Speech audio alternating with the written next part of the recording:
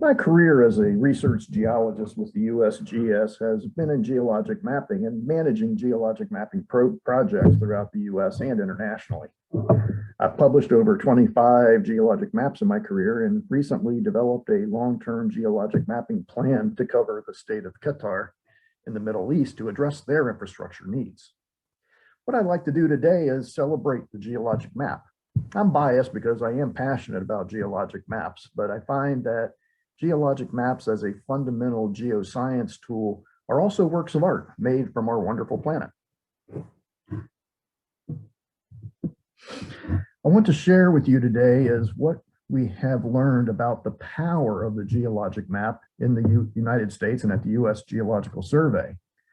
The definition of power is the ability to affect or influence, and geologic maps as a science product are a tool and powerful through communicating science, delivering data, influence decision-making, and in their value. Geologic maps have long been a useful scientific tool that impact our everyday life and have been around for over 2 centuries. Although there are other examples of early maps, the 1815 William Smith map of England and Wales has been considered one of the first published. And from the very beginning, we realized the robustness and importance of the geologic map. This map was prepared for practical purpose, involving the various rock types for engineering canals and locating coal resources. And more than 200 years later, geologic maps are still robust and important, with similar and even broader uses. I would say that geologic maps are the most important and most complete compilation of information about the solid earth we live on. And they are more powerful with the ease of utilizing data behind the map for producing derivative maps for decision making. First and foremost, geologic maps are science products that integrate data and scientific interpretations. They are fundamental products that are powerful products in both applied and research science with diverse usage that creates high value. Now, if we think about it, the geologic mapper may have expertise in certain rock types and terrains, but must be trained in all aspects of geology.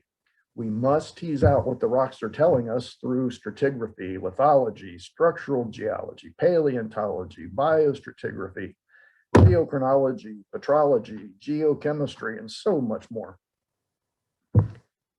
However, to be a valuable product, the geologic map must address a societal issue, just like William Smith's map was applied to engineering canals and assessing coal resources.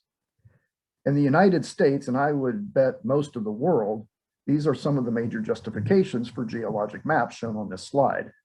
And we can see the importance of addressing resources and natural hazards. No doubt these applications change over time and new reasons for needing geologic maps come into play.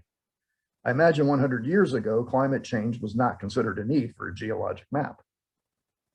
Also, as population increases, we see where water resources and the need for aggregate and infrastructure has greatly increased, where decades ago, geologic mapping was mostly justified for mineral and energy resources.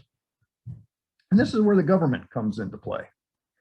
In the US, smaller scale detailed geologic maps are not something that can be done profitably by private industry, as they tend to do site-specific projects that require very, very large scale maps for a particular client. Therefore, government agencies at various levels need to support with smaller scale maps that are starting place for the site-specific studies.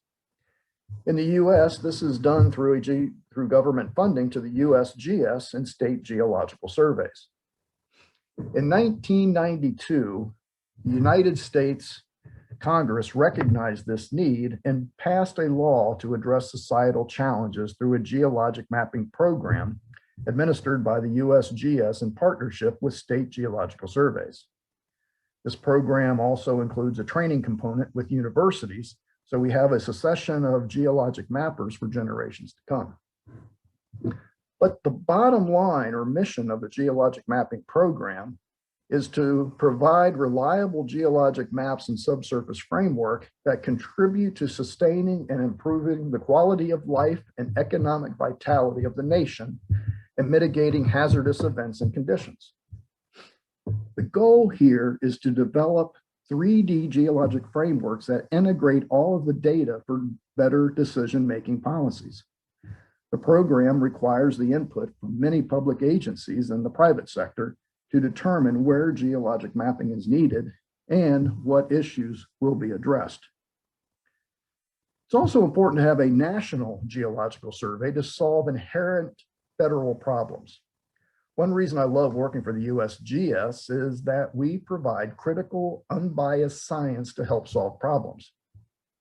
One example of this was a project I worked on in the early 2000s, where competing land use issues between our national forest and national parks were competing land use.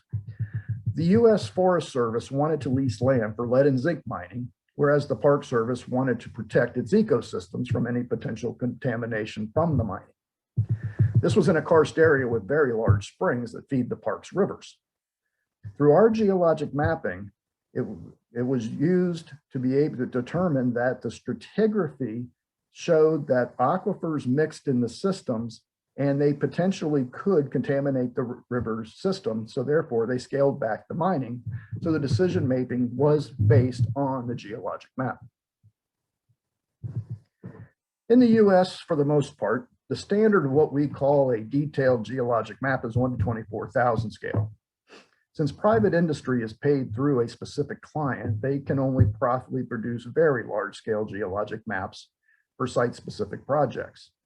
However, for the good of the nation, regional or aerial maps must be produced for smaller scale projects.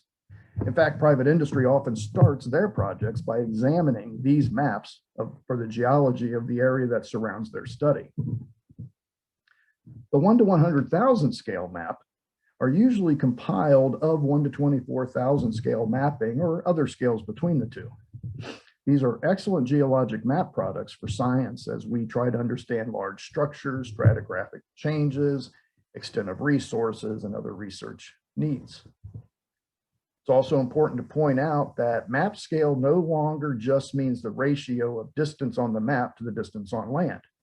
Now in the computer age, it's now key to understanding the resolution of a particular map so a user knows what scale the mapping was performed. What I mean is for 1 to 24,000, 1 centimeter on the paper map equals 24,000 centimeters on the land surface. However, on a digital map on a computer, you can zoom in and zoom out and see parts of the map at different scales. Therefore, it's important for the user to know that the data collected was to produce a map at that scale, and in this case, 1 to 24,000. Another very important aspect of the United States National Geologic Mapping Act is the development of a national geologic map database to serve geologic maps and related data to the public. This component of a national geologic mapping program increases the power of the geologic map. Not only does this database project serve the geologic maps produced by public funds, but it serves so much more. Along with a catalog of geologic maps, it includes a lexicon of accepted stratigraphic names, delivers standards to be followed for producing geologic maps and geodatabases, and includes many, many resources that are extremely helpful to a geologic mapper. One great way to find a map, particular geologic map, is through a graphic map interface in the geologic map database to see what maps and scales are available and can be viewed. This includes a link to a download page of digital map databases if available. You can zoom into an area you are interested in, and you can see what maps are available over here on the left, various scales, has their citations and their links. After you choose the map you want, then you can proceed to a page that serves the map, the geographic information data, geodatabase, base map, and the metadata. The point here is that we no longer make a single geologic map that stands alone. We now make digital geologic maps, maybe that can stand alone as a single map, but now it has a geodatabase that can be integrated with other maps with the goal of making a seamless regional product or even a national product. The way we make this happen is to produce cartographic and database standards, so maps can be integrated. If we want seamless maps, we need consistency. We need consistent stratigraphic nomenclature and consistent geologic and cartographic symbology. In the US, we have a Federal Geographic Data Committee that sets these geologic map standards. But with the powerful advent of digital geologic maps, we also need consistency in GIS and geodatabases. The fact that maps will be integrated and compiled together warrant a digital standard that surveys can follow. And this is what we call a geologic map standard, or schema. The next aspect of looking at the power behind a geologic map is evaluating its value. But before we can talk about value or return on investment, we need to understand the costs of producing geologic map and its parts. The job begins with thorough planning, researching previous work, looking at remote sensing, locating proper base maps, and evaluating any data that might be pertinent to the mapping that's already been done. Part of the planning includes evaluating sampling and collection needs. Obviously, the terrain being mapped and the rock types determine what those collections will be and how many would be taken. We have found in the USGS that LIDAR, light detecting and ranging radars, become an exceptional tool for geologic mapping, as the detailed digital elevation models allow us to locate outcrops and follow structures and lineations. Mapping on a LIDAR base is an ongoing process as field work proceeds and can also be used as a base map in the final compilation. Obviously, field work costs can vary greatly, including travel funds and field supplies. We also need to consider laboratory costs for various studies that may occur to enhance the mapping and its purpose, and include any other support costs. There is much time spent compiling the map information and integrating all of the data. And of course, time is money in the way of salary. But one thing that has changed over the last few decades is the advent of geographic information systems, or GIS, and melding the map into a geodatabase.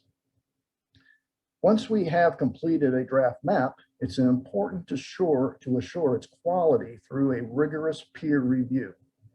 This ensures scientific integrity, something we at the USGS take great pride in through our fundamental science practices.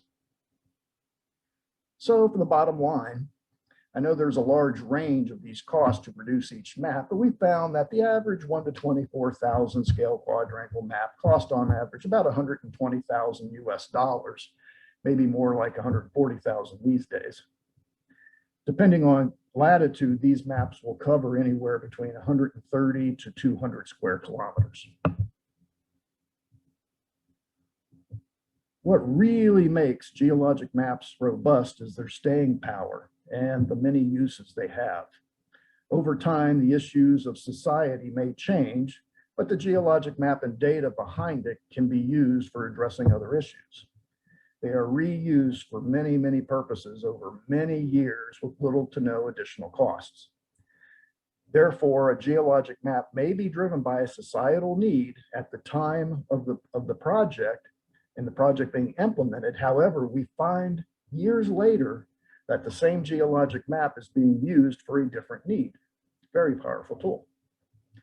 One very good example of showing the changing uses of geologic maps and their continued value is a study that was based on 1 to 24,000 scale geologic maps completed for the entire state of Kentucky. When this mapping was being done in the 1970s, the state was trying to determine its mineral and energy resources. However, several decades later, it was found that the major need of these same geologic maps was determining water resources and its protection. Because of these changing needs and uses, this particular study found that the value exceeded the costs of production by 25 to 39 times. Pretty impressive. There have been other various studies around the world that also look at the range of costs and value of geologic maps. And it has been found that a geologic map from all these studies return on average about 20 times their cost in saving money, finding resources, developing infrastructure, and mitigating hazards in life and property. Some of these studies occurred a decade or more ago before geologic maps were readily available in GIS and contained attached geodatabases. Now, users making derivative maps and studies have the digital data in several forms to better make informed decisions. So to conclude, I just want to say that when I say the power of a geologic map, what I mean is the science and the data behind the map, the many, many uses tied to resources and natural hazards, the delivery of geologic data through digital geologic maps and geodatabases useful for derivative studies, and of course, the huge value geologic maps have for a nation. Gracias.